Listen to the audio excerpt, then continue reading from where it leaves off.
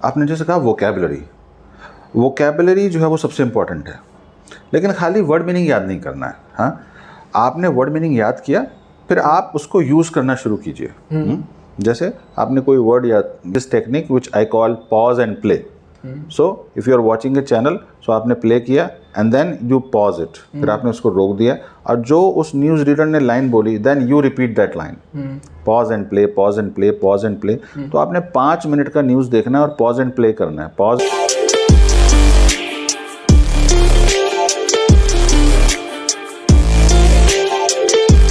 तो आज हम बात करने वाले हैं ऐसी शख्सियत के साथ जिन्होंने इंग्लिश स्पीकिंग में अपनी एक अलग पहचान बनाई है। ये बिजनेसेस को इंग्लिश स्पीकिंग और बिजनेस के बारे में ट्रेनिंग देते रहते हैं। नाम है रोशन सुहेल। ये स्पीक इंडिया नामक ऑर्गेनाइजेशन चलाते हैं और कैम्ब्रिज यूनिवर्सिटी CELTA द्वारा सर्टिफाइड टीचर हैं। सर क्योंकि एक इंग्लिश स्पीकिंग कोच है, तो सर से जानेंगे कि इंग्लिश बोलने का जो डर हमारे अंदर है उसको कैसे निकाल सकते हैं, और ऐसी टेक्निक जिसकी मदद से हम फराटेदार इंग्लिश बोल सकते हैं। तो बहुत बहुत धन्यवाद सर आज हमारे साथ जुड़ने के लिए। Thank you so much Shubham for inviting me on your podcast.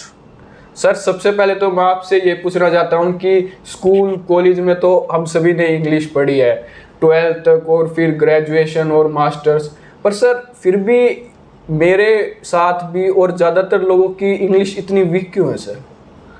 Interesting question Shubham. Shubham देखिए, आपने अपने प्रश्न में एक वर्ड यूज़ किया, हमने सबने इंग्लिश पढ़ी है ना? पढ़ी है हमने, राइट? तो होता क्या है कि पूरा जो हमारा एजुकेशन सिस्टम है उसका जो फोकस है वो खाली इंग्लिश पढ़ने पर है। हाँ, तो आप इंग्लिश को क्या है ना एज ए सब्जेक्ट पढ़ते हैं। जैसे आप हिस्ट्री, ज्योग्राफी, इकोनॉमिक्स और सब्जेक्ट्स पढ़ते हैं, नोट्स बनाते हैं, उसके कुछ रूल्स होते हैं, उसके कुछ सेट पैटर्न्स होते हैं, वो आप याद करते हैं और आप एग्ज़ाम देते हैं, एग्ज़ाम में आपको नंबर मिल जाते हैं। वो जो इंग्लिश है, जो इंग्लिश पढ़ना जिसको आप कह रहे हैं, वो एक अलग तरह की इंग्लिश है। उसको हम कहते हैं इंग्लिश एज ए सब्जेक्ट, यानी कि हम इंग्लिश को एज ए क्या पढ़ते हैं? सब्जेक्ट, एज ए सब्जेक्ट पढ़ते हैं। जैसे हमने दूसरे सब्जेक्ट पढ़ लिए, the way we studied other subjects we also studied English, and the objective of studying English is passing the exam, यानी कि एग्ज़ाम में पास करना, वही उसका ऑब्जेक्टिव है। तो दोस्त, जैसा हम ऑब्जेक्टिव माइंड में लेके चलते हैं वैसे ही हमको रिजल्ट मिलता है। तो हमने पढ़ा अच्छा तो हमारे नंबर अच्छे आ गए, लेकिन हमारा फोकस बोलने पर था ही नहीं, ना टीचर का था, ना स्कूल का था, ना यूनिवर्सिटी का था। हमें तो सर ग्रामर रूल्स लिखवा दिए जाते थे, हम तो उन्हीं को याद करके क्वेश्चन पेपर एग्जाम में लिखा देते। बिल्कुल बिल्कुल बिल्कुल। तो होता यही है कि हम ग्रामर रूल्स में उलझ जाते हैं, और चूंकि ग्रामर रूल्स को हम बहुत ज़्यादा इंपॉर्टेंस देते हैं, तो ग्रामर का जो हमें कोई वहाँ पर एक्सरसाइज मिलती है, डायरेक्ट, इनडायरेक्ट, एक्टिव, पैसिव, उनमें हम अच्छा करते हैं, बहुत अच्छे हमारे नंबर आते हैं। मैंने बहुत से ऐसे स्टूडेंट्स देखे हैं जिनके 90+ नंबर है इंग्लिश में। सर ज़्यादातर स्कोर इंग्लिश में ही आता है सर बच्चों। हाँ, अच्छा आता है, अच्छा आता है।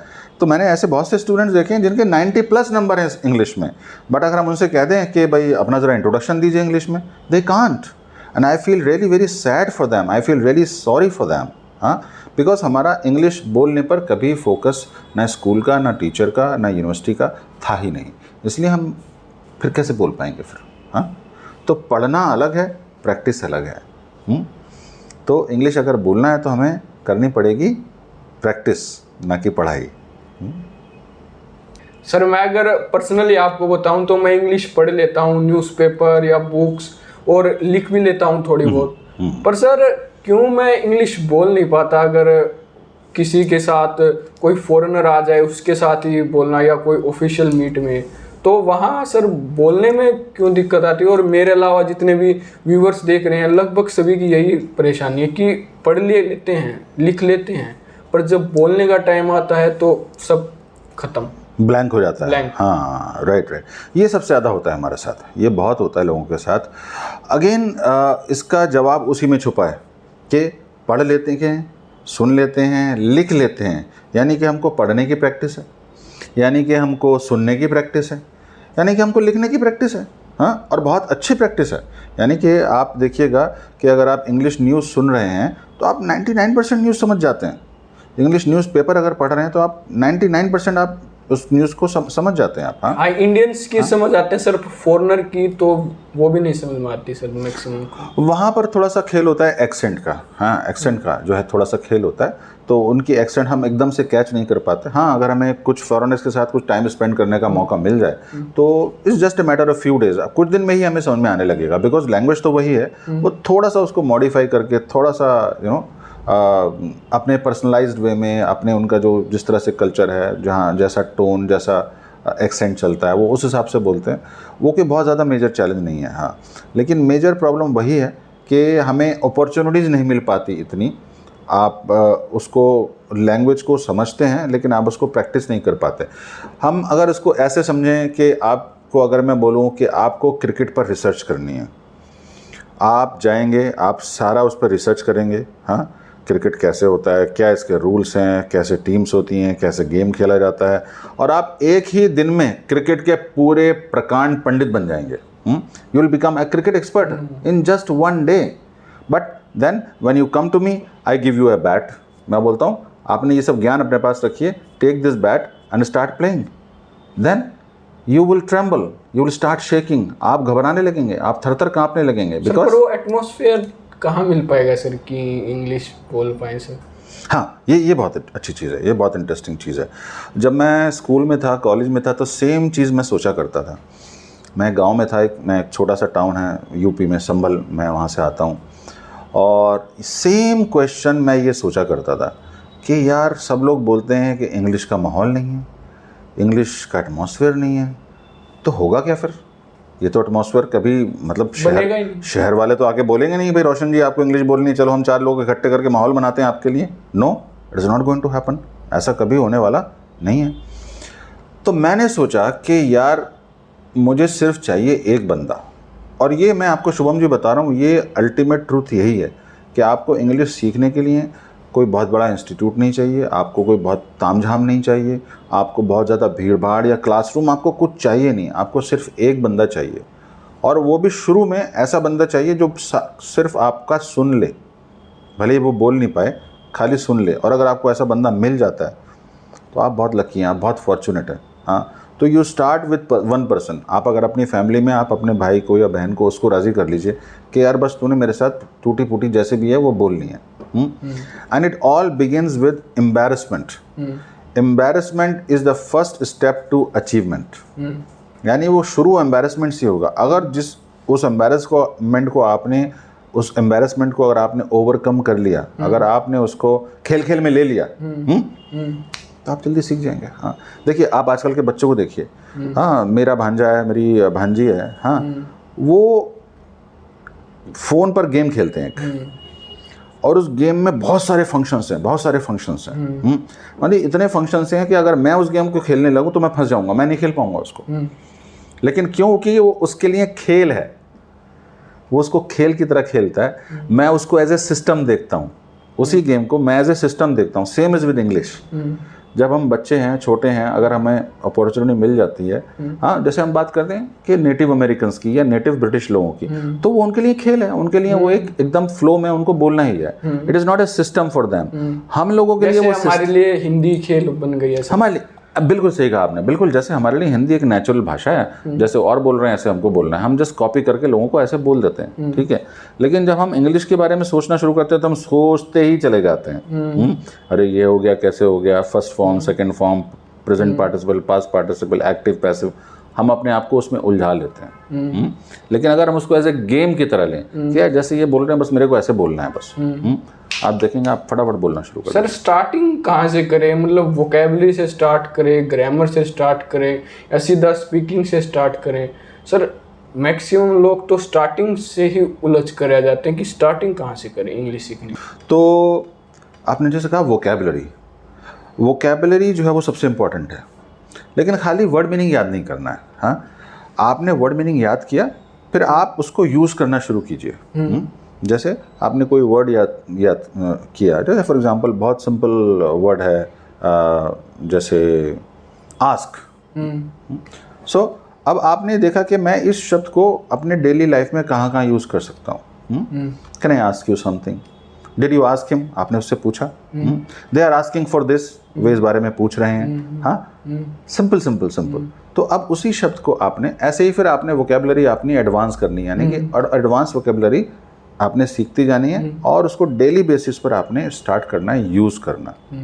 एप्लीकेशन इज़ मोर इम्पोर्टेंट, क्योंकि खेलोगे बल्ले से, नॉलेज से नहीं। तो बल्ला जो है घुमाना ज़रूरी है। जब घुमाओगे तो कोई बॉल मिस हो जाएगी, कोई बॉल लग जाएगी, ठीक है, फाइन, कोई बात नहीं है, बट वो घुमाना ज़रूरी है। घुमाना मतलब प्रैक्टिस करना ज़रूरी है। तो जो भी हमने वर्ड मीनिंग सीखा, जो भी हमने वोकैबुलरी सीखी, उसको प्रैक्टिस में यानी कि अप्लाई करना ज़रूरी है। शुरू शुरू में लगेगा आपको, और लगता है। देखिए कोई भी चीज़ होता है, जैसे फॉर एग्जांपल आप डांस को ले लीजिए। तो जब आप डांस सीखने जाते हैं तो आपके हाथ पैर चलेंगे ही नहीं शुरू में। हाँ, आप सिंपल स्टेप्स करने में गिर जाएंगे, फंस जाएंगे, अपने आप में उलझ जाएंगे। हाँ, but this is what you call performance धीरे धीरे आती है।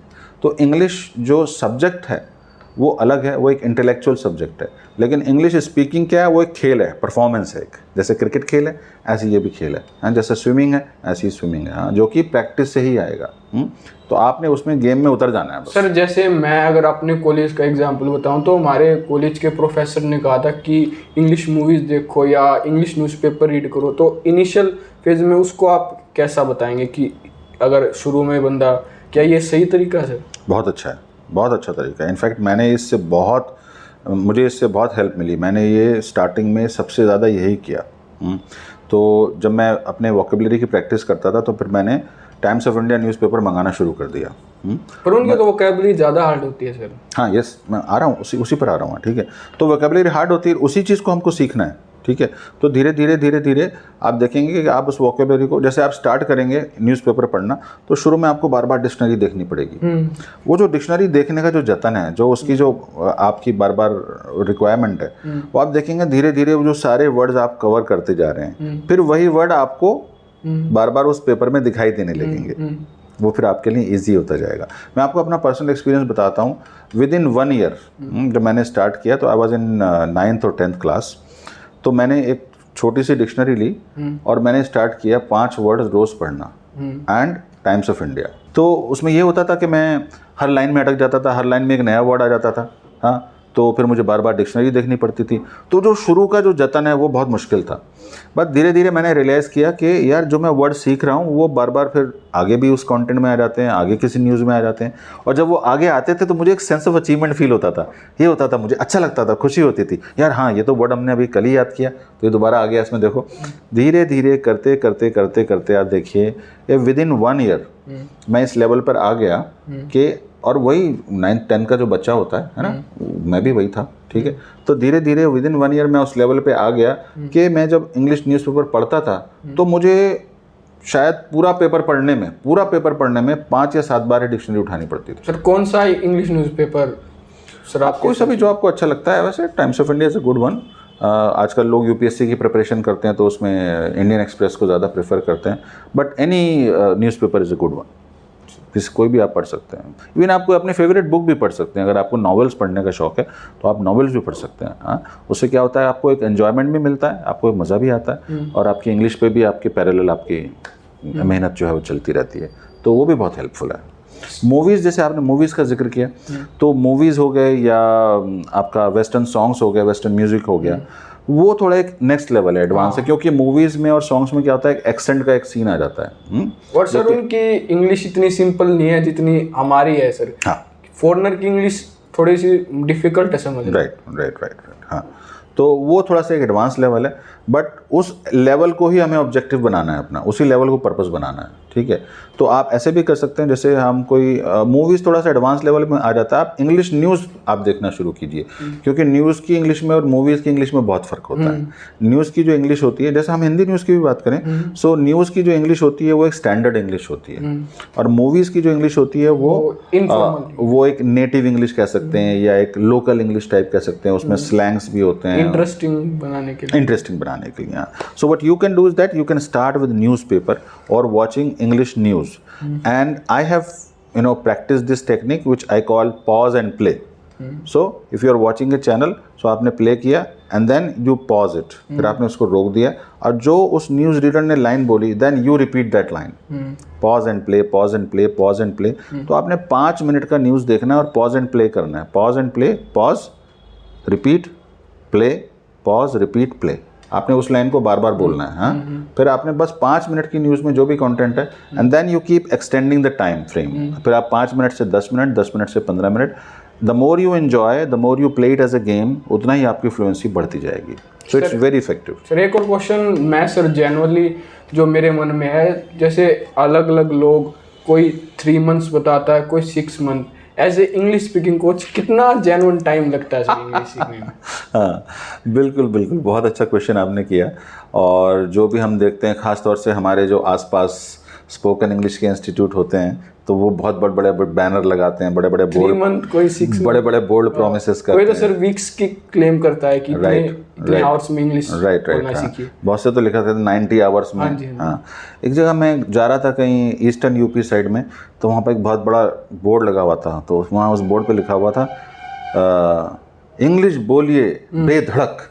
हाँ, तो ऐसे ऐसे भी लोग जो है वो क्लेम्स करते हैं। बट इसका जो है सीधा सीधा रिलेशनशिप है कि एट प्रेजेंट आपकी प्रोफिशिएंसी क्या है, अभी आप किस लेवल पे हैं, क्योंकि उसी से तो आप ऊपर जाएंगे। मान लीजिए एक स्टूडेंट ने 12th तक पढ़ी है, उसको कितना टाइम लग जाएगा मतलब एक इंग्लिश फ्लुएंसी आने में? अगर उसने 12th तक पढ़ी है और वो एवरेज है, इंग्लिश की कॉम्प्रिहेंशन उसकी एवरेज है, जैसे मान लीजिए हम ये नहीं एक्सपेक्ट कर रहे कि वो बहुत अच्छी इंग्लिश पढ़ी है उसने या बिल्कुल बेकार है, तो हम एवरेज उसको अगर मान लें, और अगर वो मेहनत करता है, मेहनत मतलब 2 घंटे कम से कम अ डे, जिसमें उसका पढ़ना, लिखना, सुनना, जैसे आपने अगर सुना हो IELTS करके एक एग्ज़ाम होता है, तो उसमें इंग्लिश की जो लैंग्वेज है उसको 4 एस्पेक्ट्स में मेजर किया जाता है, रीडिंग, राइटिंग, लिसनिंग, स्पीकिंग। ठीक है, तो हम रीडिंग राइटिंग को छोड़ देते हैं। जब हम इंग्लिश स्पीकिंग की बात करते हैं तो रीडिंग राइटिंग को छोड़ देते हैं, ठीक है, ओनली लिसनिंग स्पीकिंग। तो अगर आप वो स्टूडेंट हैं और आप 2 घंटे रोज़ एक्सरसाइज करते हैं जिसमें कि लिसनिंग और स्पीकिंग है, लिसनिंग स्पीकिंग है, तो आपको 6 महीने से ज़्यादा नहीं लगेंगे अच्छी इंग्लिश बोलने के लिए। But the condition is that you are consistent, आप कमिटेड हैं, आप कंसिस्टेंट हैं, आप लगातार वो चीज़ करते हैं एज ए हैबिट। तो आप देखिए with in 6 months you will start speaking fluently, बहुत आराम से। सर लास्ट में मैं आपसे कुछ टेक्निक्स और कुछ रिसोर्सेज जो आप रिकमेंड करना चाहोगे हमारे व्यूअर्स के लिए और स्पेशली मेरे लिए, जिससे सर हम जल्दी से जल्दी इंग्लिश में फ्लुएंसी ला सकें? बहुत अच्छा।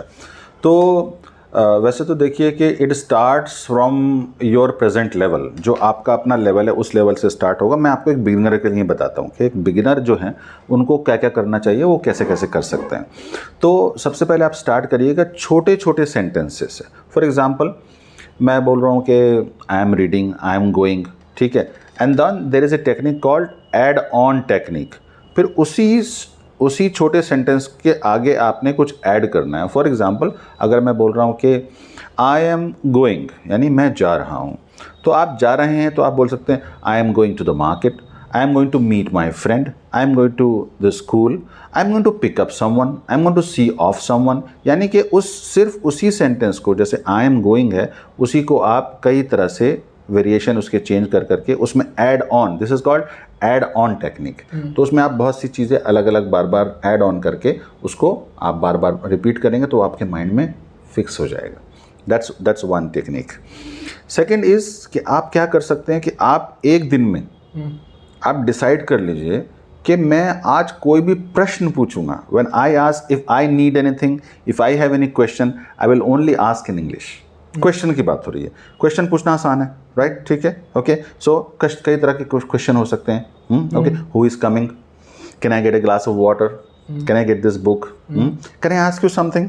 तो क्वेश्चन कई तरह के हो सकते हैं, बट क्वेश्चन के में क्या एडवांटेज है कि क्वेश्चन सिर्फ एक ही लाइन का होता है, उसमें आपको बहुत ज़्यादा सोचने की या बहुत ज़्यादा अपने माइंड में उन सेंटेंसेस को बनाने की ज़रूरत नहीं पड़ेगी। So it is easy. तो आप रोज़ ये डिसाइड कीजिएगा, अपने डिटरमिनेट करके बैठिएगा, अपना माइंड मेकअप करके बैठिएगा कि जितने भी मैं आज क्वेश्चन पूछूंगा I will only use English. So इससे आपको बहुत कॉन्फिडेंस बढ़ेगा। और जो भी आप प्रैक्टिस करें, जो भी आप चीज़ पूछें, उसमें एक फंडामेंटल रूल आप लगाइएगा which is called loud and clear. यानी ज़ोर से बोलें और क्लियरली बोलें। तो उससे आपको बहुत हेल्प मिलेगा। देन आई टोल्ड यू, जैसे मैंने पॉज एंड प्ले आपको बताया, सिमुलेशन। आप किसी फेवरेट सेलिब्रिटी को पसंद करते हैं, उनका आप इंटरव्यू उठा लीजिए। कोई क्रिकेटर हैं, आप उनका कोई इंटरव्यू उठा लीजिए।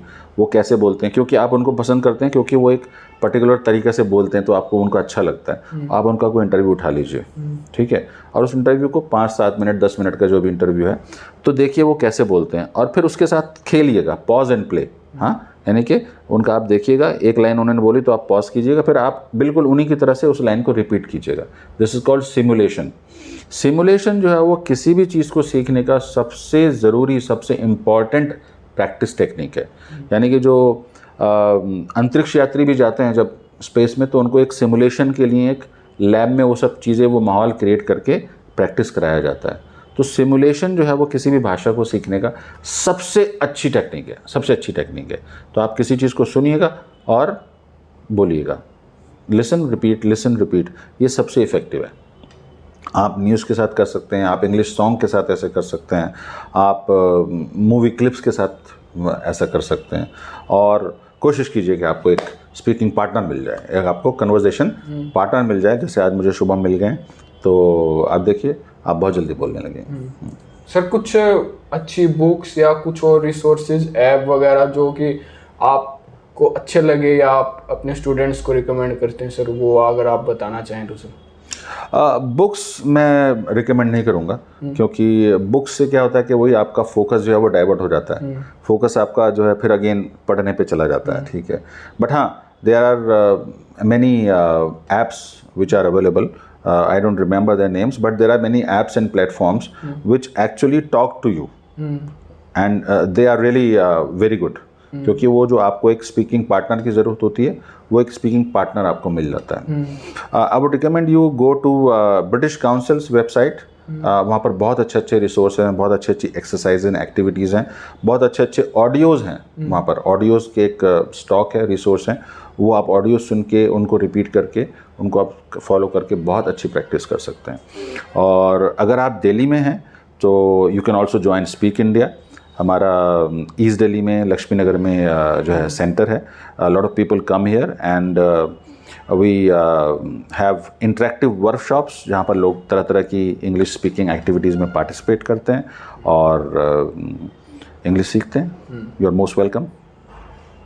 बहुत बहुत धन्यवाद सर, आज हमारे साथ जुड़ने के लिए। आपसे काफ़ी कुछ जानने को मिला इंग्लिश स्पीकिंग से रिलेटेड।